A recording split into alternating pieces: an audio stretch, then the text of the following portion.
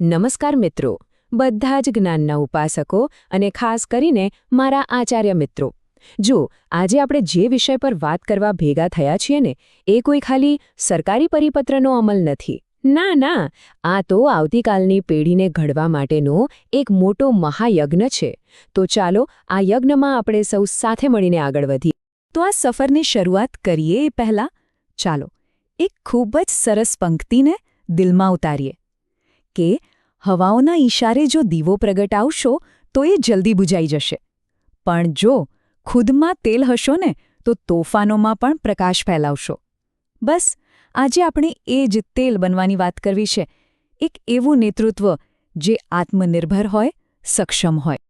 સારું, તો પહેલો સવાલ એ થાય કે આ આખું પરિવર્તન, આ જે બદલાવની વાત છે, એનો વિચાર આવ્યો ક્યાંથી? આની પાછળ કોણ છે? તો ચાલો એના મૂળ સુધી જઈએ. આ વિચારધારાના કેન્દ્રમાં એક બહુ જ ખાસ સંસ્થા છે, અને એ સંસ્થા છે national centre for school leadership, એટલે કે NCSL. જુઓ, NCSL બહુ સ્પષ્ટપણે માને છે કે હવે પેલી જૂની પરંપરાગત રીતો કામ નહીં લાગે. એમનો મુખ્ય હેતુ શું છે કે આચાર્ય ખાલી એક એડમિનિસ્ટ્રેટર, એક વહીવટકર્તા બનીને ન રહી જાય, પણ શાળાના વિકાસના સાચા પ્રણેતા બને, એક કી ઇનિશિએટર બને. હવે આ વાત બરાબર સમજવા જેવી છે કે ભાઈ, આ શાળા રૂપાંતરણ એટલે શું? ઘણા લોકો શું સમજે છે કે સ્કૂલને નવો રંગ લગાવી દીધો, 2-4 સ્માર્ટ બોર્ડ નાખી દીધા એટલે થઈ ગયું રૂપાંતરણ. પણ ના, બિલકુલ નહીં. એ તો ખાલી શણગાર છે. અસલી રૂપાંતરણ તો સ્કૂલની આબોહવા અને એની સંસ્કૃતિ બદલવાની વાત છે, જે દેખાય નહીં પણ અનુભવાય. પણ મનમાં એક સવાલ તો આવે જ, ચોક્કસ આવે, કે સાહેબ, બધું બરાબર તો ચાલે જ છે, જે સિસ્ટમ છે એમાં કામ તો થાય જ છે ને, તો પછી આ નવા બદલાવની જરૂરત શું છે? બરાબર ને? જવાબ બહુ સીધો અને સ્પષ્ટ છે, કારણ કે સમય બદલાઈ ગયો છે. આપણી જૂની સિસ્ટમમાં શું થતું હતું? વિદ્યાર્થી ગોખીને પાસ તો થઈ જતો, પણ જ્યારે જીવનની અસલી પરીક્ષા આવતી ત્યારે એ નાપાસ થતો. આપણી જે નવી શિક્ષણ નીતિ છે, NEP 2020, એ ક્રિટિકલ થિંકિંગ જેવા કૌશલ્યો માંગે છે. શું એ જૂની પદ્ધતિથી શક્ય છે? અને સૌથી મોટી વાત, આપણા ગામડાનો દીકરો કે દીકરી શહેરના બાળકો સાથે ખભે ખભો મિલાવીને ઊભો રહી શકે, એમનામાં એ આત્મવિશ્વાસ આવે, એના માટે આ પરિવર્તન અનિવાર્ય છે. અને આ જે પરિવર્તનનું મંદિર આપણે બનાવવું છે ને, એના 3 મુખ્ય પાયા છે, 3 આધારસ્તંભ. પહેલું છે વિઝન, એટલે કે એકદમ સ્પષ્ટ દ્રષ્ટિ કે આપણે ક્યાં પહોંચવું છે. બીજું છે લીડરશિપ, એક એવું નેતૃત્વ જે બધાને સાથે લઈને ચાલે, પ્રેરણા આપે. અને ત્રીજું અને સૌથી અગત્યનું, દરેક નિર્ણયના કેન્દ્રમાં હવે કોઈ ફાઇલ નહીં હોય, પણ આપણું બાળક હશે. તો આ આખા મહાયજ્ઞમાં સૌથી મોટી અને મહત્વની ભૂમિકા કોની છે? આપણી, આચાર્યની. હવે આપણે માત્ર એક મેનેજર નથી રહેવાનું, આપણે આપણી શાળાના રથના સારથી બનવાનું છે. પાટડીના રણમાં અગરિયાને જોયો છે ક્યારે? જેવો આકરો તડકો હોય, લૂ વાતી હોય, પણ પોતાના મીઠાની ક્યારીને જીવની જેમ સાચવે. બસ આપણે પણ એવા જ અગરિયા બનવાનું છે. ગમે તેવી મુશ્કેલીઓ આવે, આપણે આપણી સંસ્થાને, આપણા બાળકોને એવી જ રીતે સાચવવાના છે. આ સમર્પણ જ આપણી સાચી તાકાત છે. આ વાત પરથી મને એક રમૂજી કિસ્સો યાદ આવે છે. એકવાર શું થયું, એક આચાર્યશ્રી ગુજરી ગયા અને સ્વર્ગમાં પહોંચ્યા. ત્યાં જઈને ચિત્રગુપ્તને પૂછ્યું, ભાઈ, મારો નંબર ક્યારે આવશે? તો ચિત્રગુપ્ત હસીને કહે, સાહેબ, તમે તો પૃથ્વી પર એટલી બધી ટપાલ, યોજનાઓ અને માહિતીઓ મોકલી છે ને કે નરકનો અનુભવ તો તમને ત્યાં જ થઈ ગયો છે. તમારા માટે તો અહીંયા સીધો મોક્ષ જ છે. પણ આ તો હસવાની વાત થઈ. હકીકત એ છે કે હવે આપણે આ કાગળિયાની માયાજાળમાંથી બહાર નીકળવાનું છે અને સાચા અર્થમાં પેડેગોજિકલ લીડર બનવાનું છે, એટલે કે શૈક્ષણિક નેતા.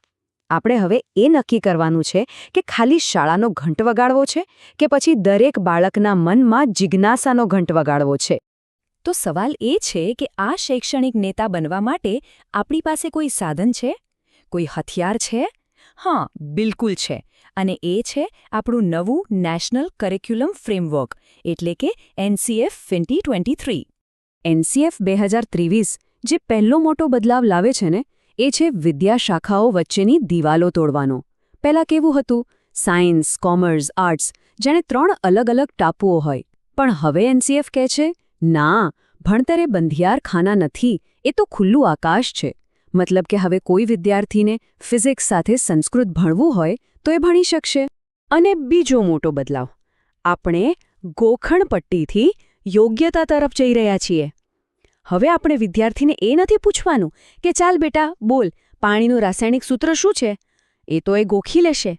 હવે આપણે એને પૂછવાનું છે કે બેટા તારા ગામમાં પાણીની તકલીફ છે તો તું વિજ્ઞાનનો ઉપયોગ કરીને એ સમસ્યાને કેવી રીતે હલ કરીશ. આ છે સાચી કેળવણી. એનસીએફનો જે ત્રીજો પાયો છે એ સીધો આપણી ભવ્ય ભારતીય જ્ઞાન પરંપરામાંથી લેવામાં આવ્યો છે અને એ છે પંચકોશીય વિકાસનો સિદ્ધાંત. આ કોઈ નવી વાત નથી.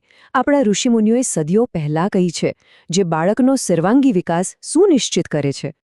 ચલો ફટાફટ સમજી લઈએ કે આ 5 કોષ શું છે. પહેલો છે અન્નમય કોષ, એટલે કે આપણું આ ભૌતિક શરીર. બીજો છે પ્રાણમય કોષ, એટલે કે આપણી જીવનશક્તિ. ત્રીજો છે મનોમય કોષ, જ્યાં આપણા વિચારો અને લાગણીઓ રહે છે. ચોથો છે વિજ્ઞાનમય કોષ, જે આપણી બુદ્ધિ અને વિવેક શક્તિ છે. અને છેલ્લો આનંદમય કોષ, જે આત્માના આનંદનો અનુભવ છે. એનસીએફ 2023 કહે છે કે આપણે બાળકના આ 5 સ્તર પર કામ કરવાનું છે. હવે આપણે સૌ જાણીએ છીએ કે આ બધી વાતો કરવી સહેલી છે, પણ અમલમાં મૂકવી એમાં પડકારો તો આવવાના જ. ખાસ કરીને આપણા ગામડાઓમાં, જ્યાં ડ્રોપઆઉટ રેટ જેવી અનેક સમસ્યાઓ છે. પણ એક વાત યાદ રાખજો, આપણો સંકલ્પ એ પડકારો કરતાં હંમેશા મોટો હોવો જોઈએ. મને એક ગામડાની સ્કૂલનો સાચો પ્રસંગ યાદ આવે છે. એક શિક્ષકે એમના વિદ્યાર્થીને કહ્યું, બેટા એક વાત યાદ રાખજે, જો તું ભણીશ ને તો તારા ખેતરમાં જે કપાસ ઉગે છે એનો ભાવ તું નક્કી કરીશ, અને જો નહીં ભણે ને તો કોઈ વેપારી આવીને એનો ભાવ નક્કી કરી જશે. શિક્ષણનું આનાથી મોટું મહત્વ શું હોઈ શકે? મૂલ્યાંકનની પદ્ધતિમાં પણ એક ક્રાંતિકારી બદલાવ આવી રહ્યો છે, જેનું નામ છે પરખ. અત્યાર સુધી આપણું બધું ધ્યાન પરિણામ પર હતું. માર્ક્સ કેટલા આવ્યા? હવે ધ્યાન પ્રયાસ પર હશે. પરખનો મુખ્ય હેતુ વિદ્યાર્થીના માર્ક્સ માપવાનો નથી, પણ એનામાં કયા કૌશલ્યો વિકસ્યા છે એને માપવાનો છે. તો પરખનું પરિણામ કેવું દેખાશે? એ આ નવા હોલિસ્ટિક પ્રોગ્રેસ કાર્ડ જેવું હશે. આ કોઈ માર્કશીટ નથી, આ તો વિદ્યાર્થીની પ્રતિભાનો અરીસો છે. અને સૌથી મજાની વાત એ છે કે આમાં 360 ડિગ્રી મૂલ્યાંકન થશે. એટલે કે શિક્ષક તો મૂલ્યાંકન કરશે જ, પણ વિદ્યાર્થી પોતે પોતાનું અને એના મિત્રો પણ એનું મૂલ્યાંકન કરશે. હું જાણું છું આ બધું સાંભળીને થોડો ડર પણ લાગે. સ્વાભાવિક છે, કોઈ પણ નવો બદલાવ આવે એટલે ડર લાગે. જૂની ટેવો છોડવી અઘરી પડે. આપણા શિક્ષકો પણ કદાચ કહેશે કે સાહેબ આ બધું નવું નવું ક્યાંથી લઈ આવ્યા? આવી વાતો સાંભળવા મળશે. પણ જ્યારે પણ આવો વિચાર આવે, જ્યારે પણ કોઈ વિરોધનો સામનો કરવો પડે, ત્યારે બસ આ એક શહેર યાદ કરી લેજો. રસ્તામાં પથ્થરો તો ઘણા આવશે, પણ તું નદી બનીને વહેવાનું શીખી લે. કિનારો તો આપોઆપ મળી જશે, બસ તું અટક્યા વગર વહેવાનું શીખી લે. આપણે એ નદી બનવાનું છે. તો ચાલો આજે આપણે સૌ સાથે મળીને એક સંકલ્પ કરીએ. આપણે ખાલી પ્રિન્સિપાલ નથી, આપણે ખાલી આચાર્ય નથી, આપણે આ દેશના ભવિષ્યના, આ દેશના ભાગ્ય વિધાતાઓના સારથી છીએ. તો બોલો, આ મહાયજ્ઞમાં આહુતિ આપવા માટે શું આપણે સૌ તૈયાર છીએ? આપ સૌએ મને આટલો ધ્યાનથી સાંભળ્યો એ બદલ હું આપ સૌનો હૃદયપૂર્વક આભાર માનું છું. આભાર.